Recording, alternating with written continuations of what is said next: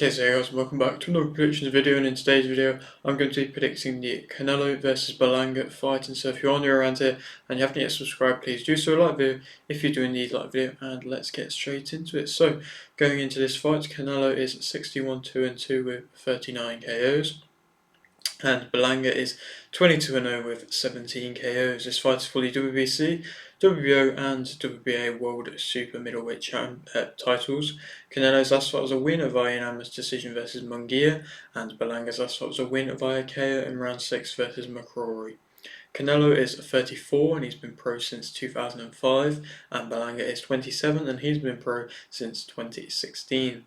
Canelo is 5'7.5" and Berlanga is 6'1". And to speak a bit more about what I've just been saying, like I mentioned, Canelo back fighting for his titles in a fight in which has been questioned by a lot of people as to whether or not Berlanga's ready for this fight and if there were better options out there available for Canelo. And I would have to say that, of course Berlanga has a chance, and every fighter has realistically a chance, especially when they're 22-0.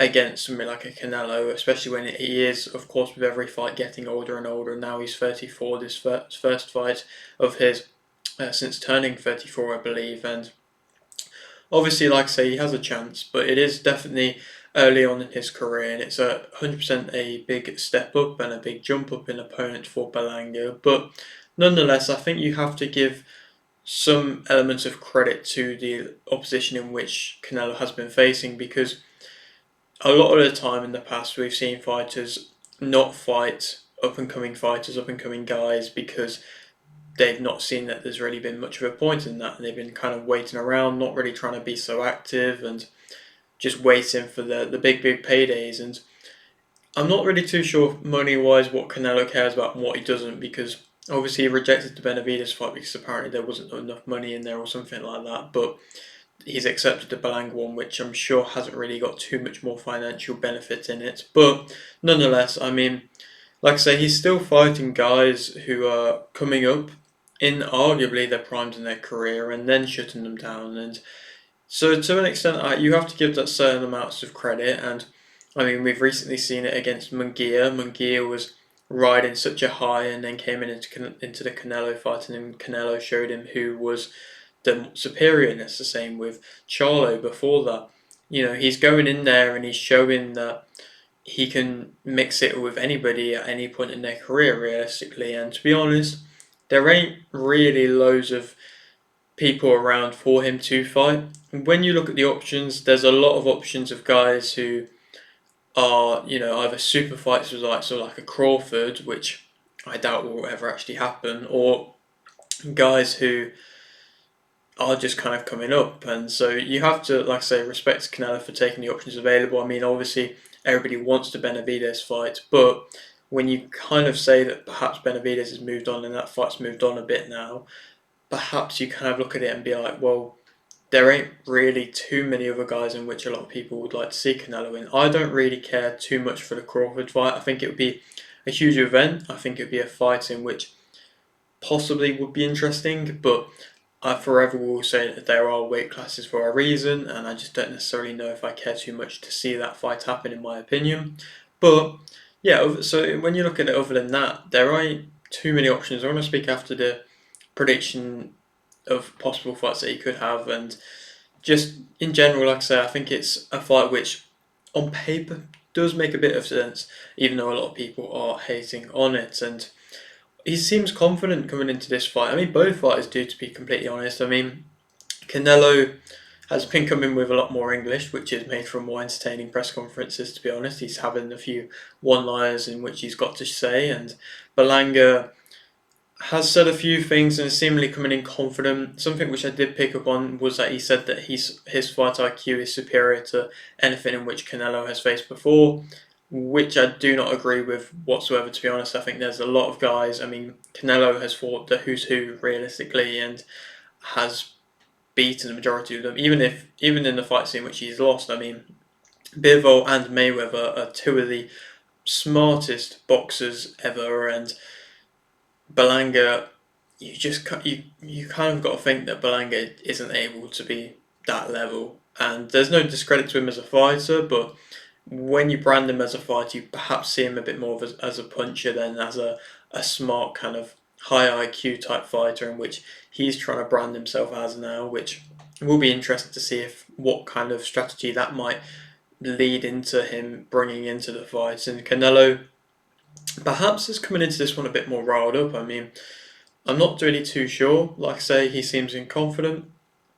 He's been coming with these one-liners and everything like that, and Berlanga's been trying to get into his skin, I think, and under his skin, and trying to rile him up a little bit and things like that. So perhaps Canelo is coming into this a bit annoyed, maybe thinking that Berlanga is one of these young guys that need their confidence knocking, their egos putting down a little bit, and so he might be coming into this as a bit of a more aggressive Canelo to perhaps what we saw against that last performance against Munguia, in which it was an excellent shutout performance realistically, where he hardly really got caught at all and didn't really get hurt at all, and really put down a beating on Munguia. But I think probably could have got him out of there and probably could have stopped him if he really wanted to up the tempo. But I think he came in with a lot of respect for Munguia and didn't really want to ruin his kind of like mental state and things like that, and so just knew what he had to do and was able to execute it, and knew that he could have, if he wanted to, at any point realistically up the tempo and really pushed, but because Munguia is coming through as a young guy and he seemed to have respect for Canelo as well, he didn't want to just, like I say, destroy that kind of early confidence in which he has, which he might come into this fight with, but like I say, I think Berlanga has possibly annoyed him a little bit, so he might be coming into this a bit more ruthless. And there's a lot of talk around also De La Hoya for this fight as well. De La Hoya is always kind of involved whenever Canelo's involved, because Canelo has kind of gone off and now is doing his own thing, and obviously with everything going on with his excellency, boxing is mainly there and to do with that at the moment. And even De La Hoya has gone over there with Golden Boy, and Canelo's kind of the only guy that's left doing it by himself currently at the moment. And you got to give himself credit, bar maybe like a Niue doing that as well. But yeah, you got to give himself credit. He seems to be making a lot of money with what he's doing, and even if it isn't the Saudi money, he's still, like I say, doing enough and fighting a lot and putting on huge events. And De La Hoya just doesn't really seem to be enjoying that because of that history with Canelo, and he has just beaten Munguia as well, which was bad for De La Hoya, of course, as well, who then let Munguia go to now Top Rank. So I don't really know what happened there, but yeah, it's just another thing, and I think, like I say, Canelo's coming into this confident, and he doesn't really care what anybody else realistically has to say. And Berlanga, that last performance versus McCrory was a good performance, to be honest. I think we had to see him go out and get and deliver a big, strong stoppage to then, warrant at all realistically this fight versus Canelo, and he went and did that. It was interesting. I think he came out more disciplined. I think his coach said that he wanted to maybe experiment with things a little bit, and he was being very defensive, wasn't really throwing a lot very early on, and that wasn't really amazing to see. I think Canelo always is known for being able to up the pace and let his hands go when fighters are letting him, and if he fights like that against Canelo, I just can't see a way in which he's going to be able to outland him and outthrow him, and I think Canelo's just going to see that as a weakness straight away. And obviously he did hurt McCrory and land comfortably whenever he wanted realistically, but it was just a very slow pace in which he operated in, and he's used to fighters, of course he's not had that step up yet, he's used to fighters kind of being willing a bit more to fight at his pace, but Canelo is amazing at controlling the pace himself and fighting at whatever pace he believes he can win at, and Berlanga's going to have to get used to perhaps not being the one to control the pace, but maybe he can counteract that. We'll have to wait and see. Of course, he's coming into just the bigger guy and the younger guy, so they play factors as well. I mean, there has been multiple times in which Canelo has fought this kind of star. I mean, Canelo's fought every type of star realistically, but when you speak about bigger guys than Canelo, I mean, Canelo obviously fought Bivol, who was a much bigger guy, and that didn't work out for him, but perhaps that was due to Bivol's just mainly discipline, in my opinion, was a lot of the case as to why he won that fight. But Canelo also has fought guys like Callum Smith, in which he completely dominated with and just pretty much punched every part of his body and really, really broke him down and was just destroying him throughout the fights. And he possibly might be trying to go in with that kind of game plan against Berlanga, even against a Munguia was a bigger guy as well. So he's used to being the smaller guy, of course, and he's still able to impose himself very well. Also on this card, there's a few fights in which I want to talk about. Like I've always been saying as of recent, PBC, Amazon Prime, they've been doing amazing work together. Since they've joined together, the cards have been stacked completely, and this is another stacked card. And in general, it's excellent to see, just like I say, great fights being put on these high level cards. And like I say, also on this card, Lara versus Garcia for the WBA World middleweight title, in which I think that Lara will win via KO in round 5. It's an interesting fight, this one. It's basically the fight for the inactive fighters, to be honest. Obviously, Lara had that one round, I believe it was last year, against Zarafa, in which he pretty much landed one shot and then got him out of there. But Garcia fought in 2022 against Benavidez, then fought in 2020 against Errol Spence.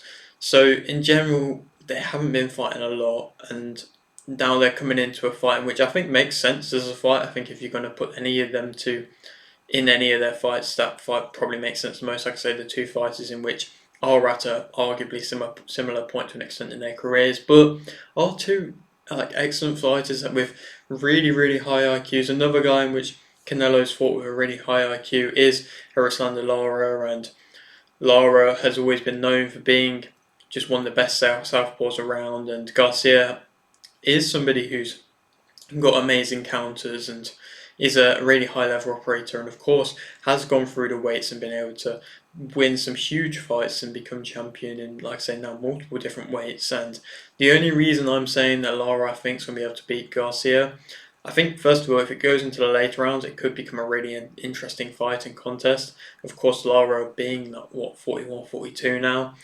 Garcia might have a little bit more left to give in him if it goes into the later rounds, but I can just see, Garcia moving up in weights continuously, starting in super lightweight, being so dominant there, but now being at a point in which he's fighting at middleweight for the first time, and being so inactive. Lara with the power, with the precision, with the accuracy, Garcia having that bit of a low guard a lot of the time. I think Lara's going to be able to land a shot which lands perfectly cleanly and then be able to knock him out. And I don't think he's going to throw much. I think it's going to be very calculated. I think it's going to be very efficient, and I think it's going to hurt Garcia when he does. And that's where I think he's going to win, like I say, by a stoppage. I don't think Garcia is going to be somebody to come on the front foot and push the pace. We'll have to wait and see.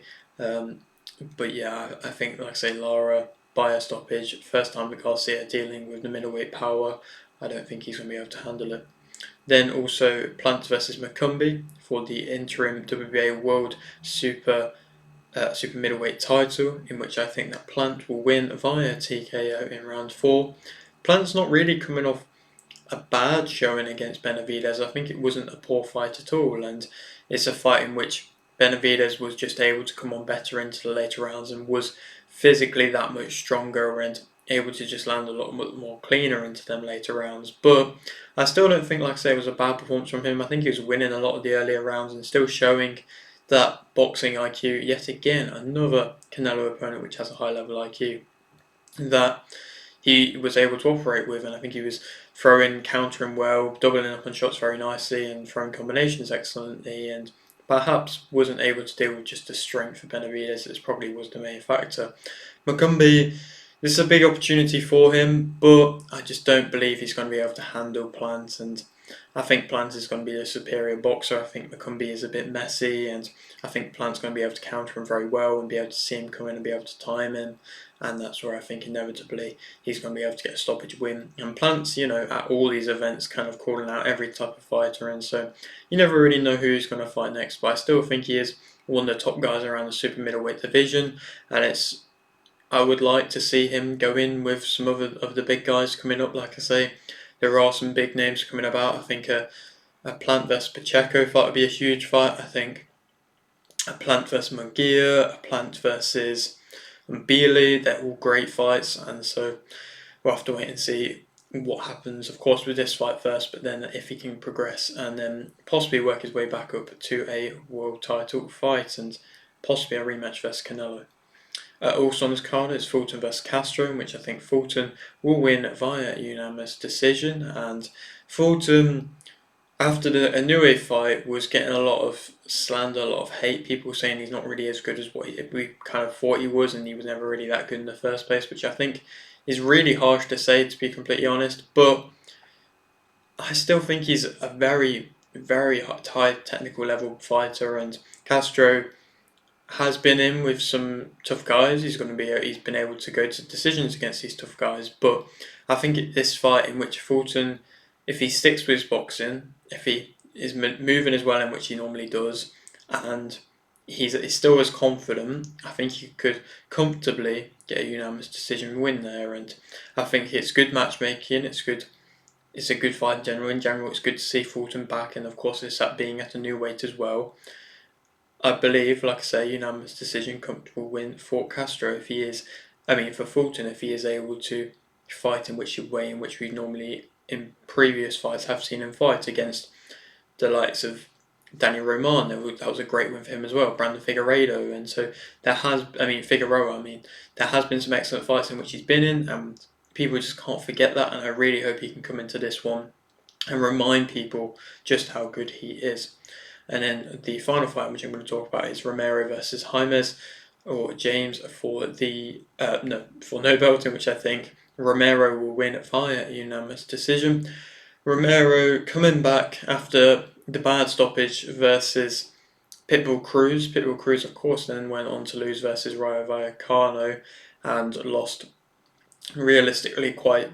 I suppose it was a close fight. I would like to see a rematch, so not really that badly, but he showed that he can outbox him and kind of makes Romero's loss look even worse, to be completely honest. But Romero, I still don't believe is an awful fighter. I just don't think he's got the best of chins, and he just can't deal with the smaller, explosive type of fighters, in which, of course, Tank Davis is and Pitbull Cruz is as well. And James, I really don't think that he is that.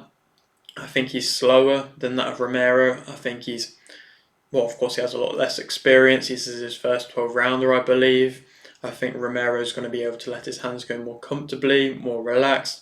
I think this is going to be a good performance. This is going to be a good win for Romero, and a win in which I think he needs, because I think in the past, since that Tank Davis loss, he has been seen as a bit of a vulnerable world champion. And then, of course, losing the belts versus Cruz the way he did lose a bit of that kind of credibility there. And I think he deserves to get back to winning ways, and if he can do that, I think this fight is a perfect fight realistically for him to do that, and then be able to push on to there and be able to get. I don't know if he'll ever be able to get back to the top or not, because like I say, I do think there are vulnerabilities in him which are going to prevent him from doing so, but you never know if the matchmaking's made right. But then going back to the main event, of course, Canelo Berlanga. Canelo, to speak about him as a fighter, as I always say, with these pound for pound great fighters, it's always difficult for me to kind of say everything in which they're good at. So I'm just going to pick, certain things in general, and then just touch upon them and say just how good they are at them. And like I say, I will be missing stuff out, but there is quite a lot for me to say here. So, of course, he has a high IQ. That's proven now that he's got that high IQ, and he's forever shown that level of experience, a superior IQ-wise to most of his opponents. He has masses of experience, like I say, to that of Berlanga's. I've just been listing his opponents and just his achievements against them opponents. He works angles amazingly. He picks his shots excellently. He breaks you down, wears you down. Has done that destructively. Like I said, that Callum Smith performance was another great performance of somebody just wearing you down, breaking you down. Physically, he's strong. He makes you question himself. All of these top guys, realistically, make you question themselves with their IQ, because you just are fearful of what might be coming back. He has strong combinations. He makes adjustments. You never realistically know what version of Canelo we're going to see. Sometimes he can be really aggressive. Sometimes he can be really disciplined. Sometimes he can be on the front foot. Sometimes he can be on the back foot. Sometimes he can want to fight at a mid-range, at a close range, high output, low output. You never really realistically know what kind of version, like I say, of Canelo we're going to see until we get there, of course, on the night. And even then, he can still switch up midway through the fight as well. And that's what just makes him such a versatile fighter. He doesn't overlook, and that's something in which I think he's proven now. I think there's a lot of fights in which he could have overlooked opponents. Even that last fight versus Munguia, he really could have overlooked him and just thought about that possible fight versus Benavidez or the Crawford fight or things like that, like huge paydays. but he really didn't overlook him, and like I say, stuck really disciplined to what he knew he had to do to be able to win. He punches everything. Sometimes when you get that kind of style of him, when you get that aggressive type style of Canelo, he will just punch everything and have a really high output. He finds his rhythm really well, and whenever he finds his rhythm, it's virtually impossible for you to be able to get him out of it. He's very well balanced and he's very solid. On the ground, it looks comfortable, it looks relaxed, it looks composed. He's got a good chin. I mean, his chin has been tested against some huge punches. I mean, you think of Golovkin as somebody who's tested his chin and it's never really been phased. So yeah, like I said, it seems like he's got one of the best chins in boxing. He's got tight guard, so I mean, most of the time you ain't really landing on that chin. He's got great punch variation, body work, timing, counters. He's accurate. He imposes himself. He's got great stamina, and of course he's used to fighting these 12-round distances. He can fight on the front foot or the back foot, like I said. And just overall, like I've been mentioning, an amazing fighter, which is going to go down as an absolute legend no matter what. And he's probably the face of boxing currently, bar a couple of fighters. Maybe Usyk is turning into that a little bit, but he's one of the faces of boxing. Negatives about him: I think he can stand in front of you a little bit, so he is there to get caught at times. There are question marks about him slowing down a bit. I mean, in the Charlo fight, he definitely didn't seem like he was slowing down, but possibly the head movement may be slowing down a little bit. We'll have to wait and see. Possibly this fight might show that. He pushing the tempo. Sometimes, like I say, it seems like he was holding back against Munguia, so I don't know if he was slowing down, pushing the tempo a little bit. Remembering his defense, sometimes he can be a little bit too aggressive, and I think he showed a lot more defense versus Munguia, but just in a few fights before that, he was just, coming on aggressive and showing that aggressive style, but forgetting his defense a little bit at times. He can be flat-footed. He can leave his jab out. He's not really willing to go backwards sometimes and will just cover up and take shots instead of moving backwards. He forces his way in a bit. He needs openings, he needs gaps to be able to find success, and that's where, like I say, Bivol was so successful against him, because he didn't leave them gaps, he didn't leave any openings, he was very, very disciplined. And against confidence, I think perhaps that's where he might struggle. Against actual confident fighters, a lot of fighters will talk this talk, but then actually be able to walk the walk and deliver it. We'll have to wait and see, but like I say, against confidence, actual confidence, he might struggle. Berlanga, as a fighter, he's a hard puncher, of course. He's been shown that he will hit hard and he will punch hard. He typically will put under pressure a lot of the time. Obviously, this last performance for his was a bit different, but he's shown that he's willing to put on the pressure. I think he's improving with every fight and becoming a bit more of a well-rounded fighter. I don't think that last fight was his best performance, but in the way of not really getting hurt, not really getting caught too much, perhaps, there are certain things in which he was his best performance, so depends what you're looking at, really. He's aggressive a lot of the time. Typically, he's aggressive. He moves well. I think he's shown in the last fight he can move on the back foot quite comfortably. He's got fast hands. He's physical. He tries to impose himself as well. He's willing to change levels. He wants to control the tempo, and he's probably going to try and control the tempo against Canelo, and that's going to be interesting to see how he deals with that. He's typically an inside type fighter, and like I say, Canelo is more wanting to fight on the inside now, so he might be comfortable going toe-to-toe with him, and that could be a possible way of finding success. I'm not too sure.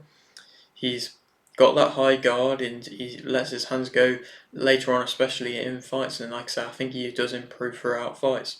Negatives about him: I think perhaps he's trying to convince himself that he is something in which he isn't. Like, I think he is trying to convince himself that he's able to be a boxer on the back foot, pick his shots and things like that, but like I mentioned before, I think he's much better as an actual puncher and really trying to impose himself physically on the front foot and putting on the pressure, but it seems like he's trying to show that he's not that. He's been hurt in fights against lesser opponents. I mean, Coquerez a few years ago hurt him, and there's been a few fights in which I think he has been hurt in like the last 3 to 4 years, and so obviously his chin has been tested, but not been tested by anybody in the level in which Canelo is probably going to do that, and so he could definitely get hurt versus Canelo's power. He's a bit of a slow starter, like I said now, and I think finding his range when he is fighting on the back foot and trying to use his jab, I think he can struggle finding his range, and that's when Canelo could definitely time him with shots. Throwing counters, I don't think he necessarily throws loads when he is on the back foot counters-wise, and that's why he was kind of reluctant to throw in general, because I think he was just struggling to find counters and to time McCrory. His balance isn't always amazing. fighting to his style. Like I said, when the fight's not at his pace, I think he can struggle, and I think that's when he can get hurt. And he can overcommit to punches when he comes onto the front foot as well, and perhaps be a little bit messy on the front foot, which yet again, like I mentioned, I think Canelo can time in with punches then. Canelo is the favourite for this fight, and I think that Canelo will win via TKO in round 8. I think it's going to be a return to stoppage wins for Canelo. I think it's going to be an excellent shutout performance in my opinion. I think he's going to be able to counter, time Berlanga, show that Berlanga is not really coming in with the confidence in which I believe he says he is, and show that he's the more superior fighter, and really kind of go out there and prove a point, make a statement in which I believe Berlanga's kind of riled him up to go out there and do so. Then we can go on to fight. I've mentioned most of the names now. I mean, Mbili, Pacheco, Bazinian, they're fights in which perhaps are available on the table, but just might be a bit too soon for a few of them. Crawford, doesn't seem like that's going to be happening because His Excellency doesn't seem to want that, but then also at the same time the Jaron Ennis fight doesn't seem to be available either, so I'm not really too sure on where we're going to see Crawford be moving on to next. We'll have to wait and see. And Eubank Jr. has also thrown his name into the mix. It seems like Canelo wants to fight in May, so Eubank Jr. has thrown his name into the mix, so possibly that could be an option. Perhaps Benavidez is still an option. I think at the end of the day, Canelo's in his point in his career in which he's going to fight whoever he wants to fight, and so you can list all these names and you could literally fight any of them, and I could see him fight any of them because he is just willing to fight whoever he wants to fight. We just have to wait for him to pick his opponents. And so yeah, that is it for today's video. Hope you did enjoy it. Like if you didn't, like, subscribe if you're new, and thanks for watching.